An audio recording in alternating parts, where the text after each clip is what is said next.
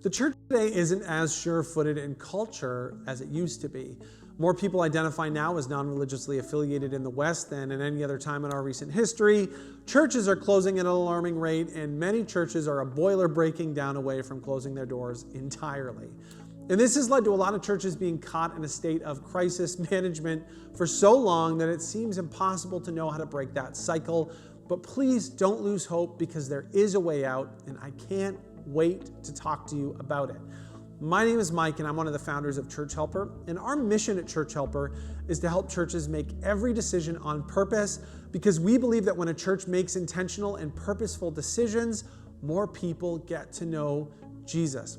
And I'm here for just a couple of seconds to talk to you about one of the workshops that we've designed to help your church make every decision on purpose, called Survival Isn't the Goal. And when a church makes decisions based on the latest problem or the fire that needs to get put out, those are almost always reactionary decisions.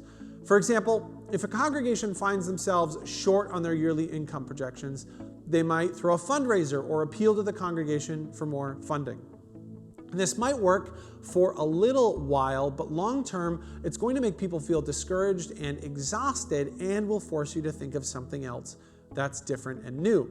In contrast, a church that takes a long-term approach to a budget shortfall by looking at overall ministries, who they want to serve, and what they're doing, takes a more proactive approach to not only the present, but the future as well. And at Church Helper, we know that the more proactive decisions a church can make, the more people you're going to reach with the message of Jesus. So, in this workshop, we'll talk about the difference between proactive and reactive decisions, use examples from your church that have really happened, and then talk about ways that decisions can be made differently in the future so that your church can be more proactive as much as possible.